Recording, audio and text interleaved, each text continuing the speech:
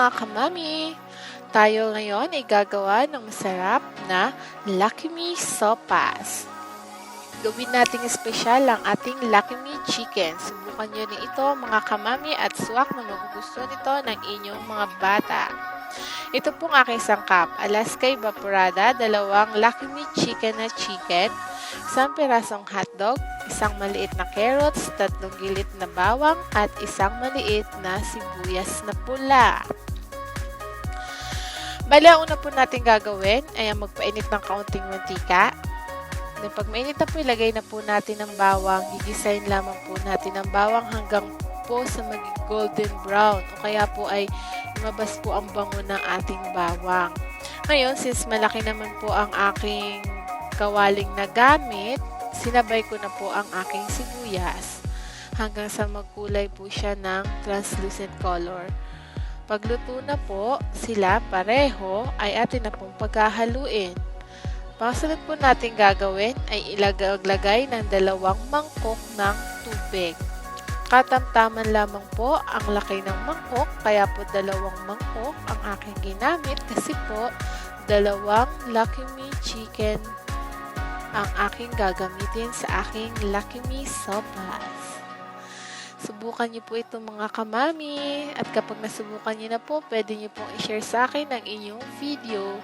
Just comment lang po sa akin. Ayan po, naglagay na po ako ng 2 mangkok ng tubig at atin pong takpan at pakuluin. Sa mga hindi pa po pala nakaka-subscribe sa aking video channel, mag-subscribe na po kayo.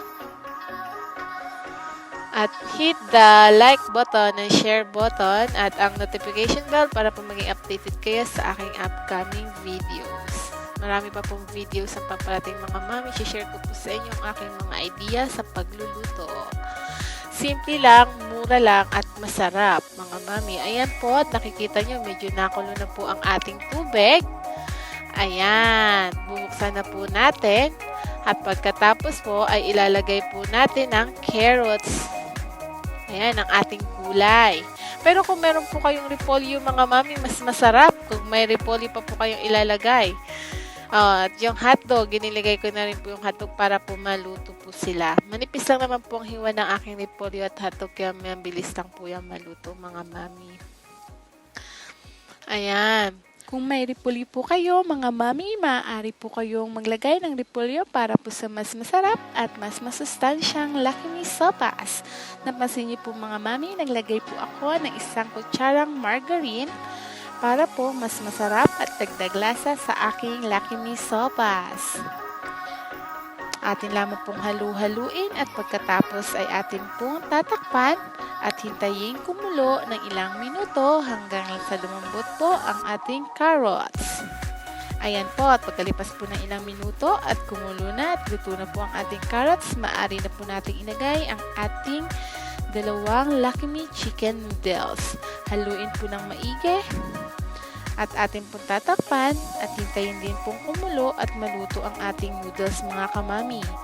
Kung sawa na po kayo sa simpleng noodles, bakit di po nating subukang gawing espesyal ang ating Lucky Me Chicken Noodles. Swak po ito sa inyong mga anak. Unang beses ko pa lang po itong ginawa, pero nagustuhan na po ito ng aking anak mga kamami. Abot kaya din po sa budget, lalo na sa panahon ngayon, napakahirap at ang taas ng ating mga bilihin. Ayan. Mga mami, napansin nyo, kumukulo na po ang ating noodles.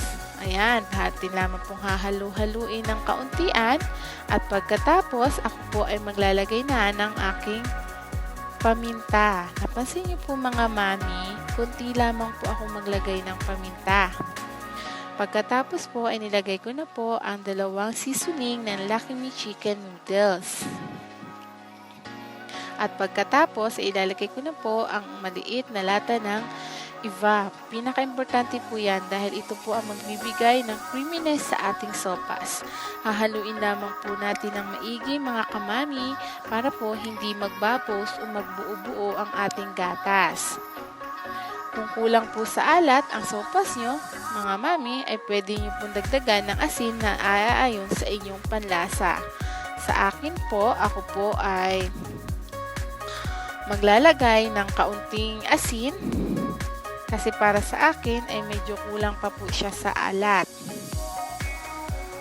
Ayan, atin lamang po nga haluin ng kauntian mga mami at hahayaang kumulo po siya. At makalipas lamang po ang ilang minuto at paghihintay mga kamami, ayan na po, luto na po ang ating Lagyan Sopas ala Denden. Try nyo na po mga mami.